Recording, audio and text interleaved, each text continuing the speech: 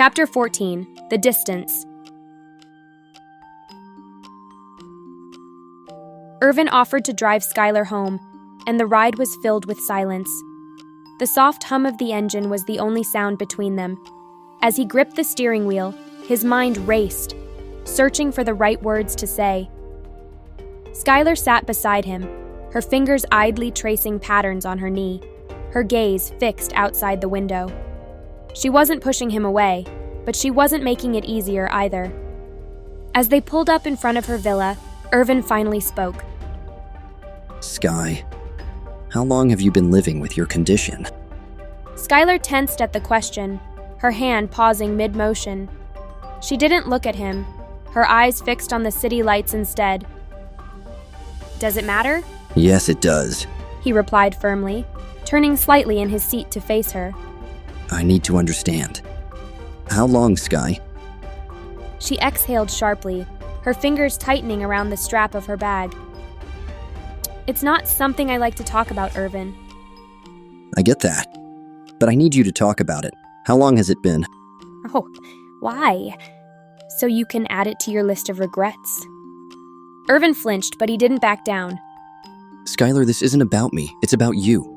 And the fact that I had to find out from someone else that you collapsed from exhaustion. I've been managing it. She cut in quickly, her voice laced with irritation. Managing it? Skylar, pushing yourself until you collapse isn't managing anything. She finally turned to face him, her eyes flashing. I've been doing the best I can, Irvin, and I don't need you making me feel worse about it. His features softened, realizing just how defensive she was. I'm not trying to make you feel worse. I hate the idea that you've been dealing with this alone for who knows how long. He paused before carefully adding, Sky, you weren't sick when we were together 5 years ago. So, what happened? Skylar's jaw tightened, her fingers gripping the strap of her bag like a lifeline. He could see the hesitation flickering in her eyes, the way she wrestled with herself, debating whether to tell him. I already told you, she finally muttered, looking away. I don't want to talk about it. Irvin sighed, running a hand through his hair. Sky, I'm worried about you. And not knowing only makes it worse.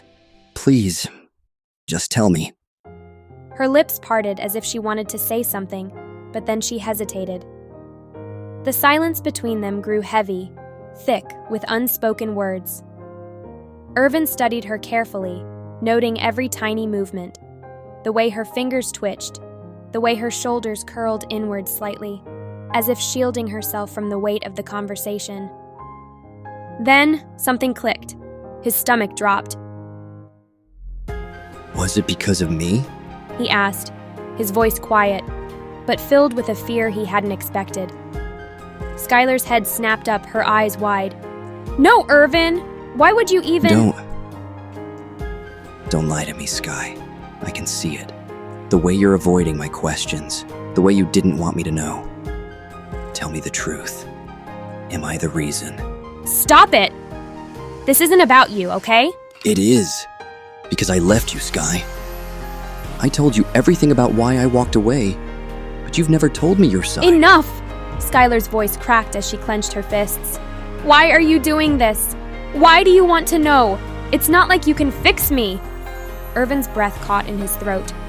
The pain in her voice, the sheer exhaustion, it hit him like a punch to the chest.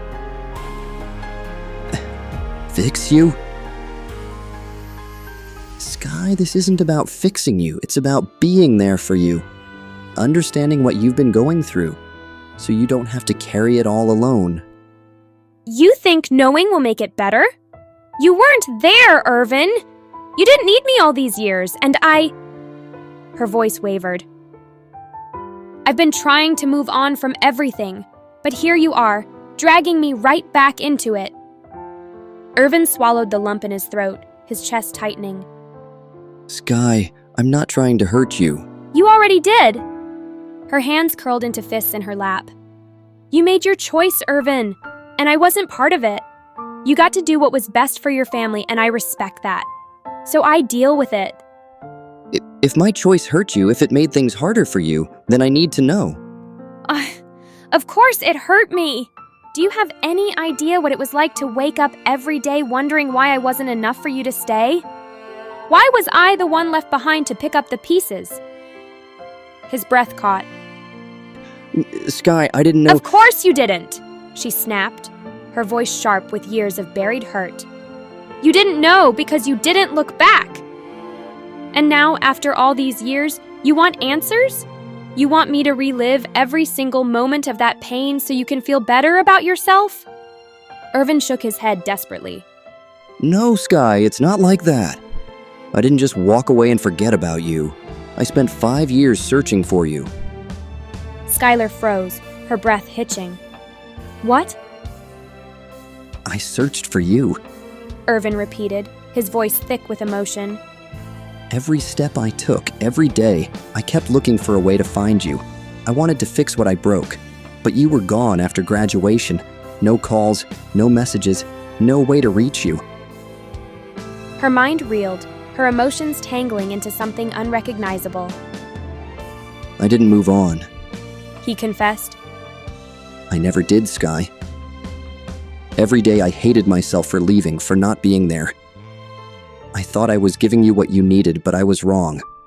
So damn wrong. And seeing you again after all these years. His voice faltered as his eyes roamed her face, taking in every detail like he was afraid she'd disappear. Skylar shifted under his gaze, suddenly self-conscious. She wasn't the same girl he left behind. She had lost weight, her face was sharper, her body frailer. The years had worn her down in ways she didn't want to acknowledge. I wanted to believe you'd moved on. That you were happy, doing well. Maybe even better without me. He hesitated, his expression tightening. But the more I look at you, Sky, the more I see how much you've been through. You look— He swallowed, the words hard to say. You look tired, worn down. I'm worried about you, about your health. Skylar flinched, her shoulders tensing. Don't, she said sharply, the word cutting through the quiet night like glass. Don't look at me like that. Irvin blinked, startled. Like what? Like I'm broken! Her voice trembled despite her efforts to stay strong. Like I'm some tragedy you missed out on. You don't get to come back and act like you care, now that it's obvious. It feels like pity, Irvin. And I don't want that from you. Irvin shook his head quickly. Sky— Before he could deny, she opened the car door and stepped out. But she hadn't made it halfway to her porch when he was already out, moving after her. With quiet urgency, Irvin reached for her arm, not to restrain her, but to reach her. But Skylar pulled away instantly, her movement sharp, her body tense. She shook her head, forcing a laugh that sounded anything but amused. I spent years convincing myself that what happened was for the best, that I needed to move on. And now you're here, telling me you never did? That's not fair, Irvin! That's so damn unfair! Irvin stepped closer, hesitating before reaching for her hand. I know. He admitted, his grip gentle but firm. I know I have no right to ask for anything, but I can't pretend anymore. I can't look at you and act like none of this matters. Like you don't matter. Skylar clenched her jaw, her chest tightening with a mix of frustration and ache. She didn't want him to go, God no, but she also couldn't take him digging any deeper. Every word he said pulled at wounds she wasn't ready to face. Can you just stop? Just tell me one thing. He interrupted softly. Is it too late? Did I lose you completely? Skylar's eyes shut tightly, as if his question physically hurt her. That was what she hated most. The way he asked like she held all the power. Like if she said yes, he would simply walk away and never look back. He was always like this, giving her the choice, but never staying long enough to fight for the answer he wanted. Her jaw clenched. Why do you always ask like you'll accept whatever I say? Like you're ready to just walk away if I tell you to? Irvin's brows drew together, startled. I thought giving you space was... Safe? She cut in, her eyes now wide and burning. Yeah, it's safe. It's the easy way out. But if you really cared, Irvin, you wouldn't be asking for permission. He stood frozen, her words sinking deep. The wind carried the silence between them, heavy and unrelenting. Then, Irvin stepped forward, a shaky breath escaping his lips. Then I won't ask. Not anymore. He reached for her again, this time without hesitation. I'm not walking away, Sky. Not again. The villa was super quiet, the kind of quiet that made everything feel still.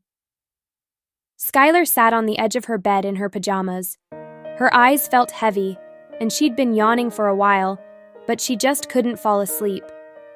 Irvin noticed how her whole body acted like it didn't know how to relax, like sleep was something strange she didn't really trust. Do you have trouble sleeping? She didn't look at him at first. She just gave a small nod. I ran out of sleeping pills. Irvin's chest ached at her words. You're not eating pills to sleep. He walked in slowly, his steps careful, like he didn't want to wake a memory. May I stay until you fall asleep? Skylar finally looked at him. There was hesitation in her eyes, but also something softer, something that looked like yes. She gave the tiniest nod. He approached the bed and gently pulled back the covers. All right, he said, keeping his voice low. Lie down. She did slowly, curling on her side. Her breathing was shallow at first, guarded. Irvin knelt beside her and gently pulled the blanket over her shoulder. Then, without a word, he reached out and tucked a few loose strands of hair behind her ear, his fingers lingering there just a moment too long. You used to hum, she said suddenly. When I couldn't sleep, I used to wait for it. He smiled softly. I remember. And he did it, just like that, without needing to be asked. A quiet hum, low and soothing, filled the space between them. The same tune he used to hum back when things were good. Safe. Whole. Skylar's eyes fluttered shut. Her breathing began to slow, tension melting from her shoulders inch by inch. Irvin leaned in closer, pressing a soft kiss to her forehead. You're safe. You can rest now. And for the first time in 5 years, Skylar did. She slept. When he was sure, when her breaths were slow and deep, he reached out and brushed a stray hair from her forehead. No words, just that small gesture. He lingered for one last second, watching her sleep, the soft rise and fall of someone finally at peace. And he left. The morning air was cool and still, the sky barely touched with the light of dawn. Irvin leaned against his car outside Skylar's villa, 2 coffees in hand. Hers exactly how she used to like it. No text, no call. He just wanted to see her. Maybe drive her to work. Maybe talk without all the noise. He checked his watch. 6:42 a.m. And then, headlights. A black SUV turned the corner and pulled onto the curb just before her villa. Irvin straightened, the coffee still in hand. The driver's door opened. Frankie stepped out, dressed in a dark coat with an easy smile. He looked like he belonged there, like this wasn't the first time he'd picked her up. Irvin's heart sank. Then the door opened. Skylar stepped out of her villa, her hair in a low bun, sunglasses perched on her head, dressed sharp, too sharp for a casual morning. Good morning, sunshine. Frankie greeted her happily as he opened the passenger door for her. Irvin couldn't stay quiet. Sky. She froze mid-step. Her eyes slowly lifted and found him standing by his car. Her lips parted in surprise, but she didn't say anything. Irvin forced a calm breath. Morning. Thought I'd give you a ride. Skylar blinked, clearly thrown off.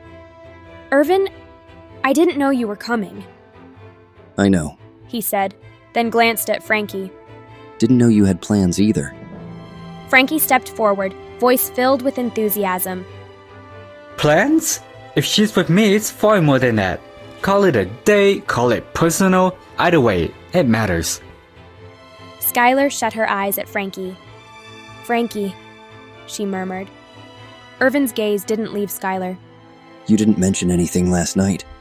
You didn't mention that you were coming either. The silence that followed was taut.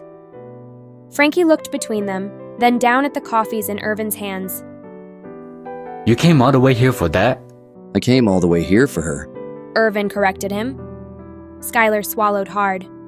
Irvin, I have a meeting to get to. He looked at her. Really looked. She was standing next to another man, getting ready to leave with him. How could she not see it? How could she not realize that it was tearing him up inside? That of course he was jealous. But even in that moment, Irvin didn't step back. I'm not trying to get in your way. I just wanted to see you, to show up. Then she walked forward and stared at both coffees. She took one. Thanks, she said softly as she looked up at him. Next time, let me know you're gonna come. Frankie stepped closer to her, voice low but direct. We're gonna be late. Irvin finally turned to him, hating his presence. I won't keep her. Frankie rolled his eyes and opened the car door again. She hesitated just for a second. Irvin noticed, but she got in. As the car pulled away, Irvin stood alone with the extra cup still in his hand. He didn't regret coming, but damn, it hurt to watch her drive off with someone else. That was how Irvin found himself sitting in the quiet of a nearly empty parking lot beside Ethan, hopefully the only one who would make him understand. I know Sky tries to hide her pain. Irvin muttered, dragging a hand through his hair. She doesn't want me to know, and because of me not knowing, something's missing between us. There's a distance I can't close. I don't have the bond I used to have with her.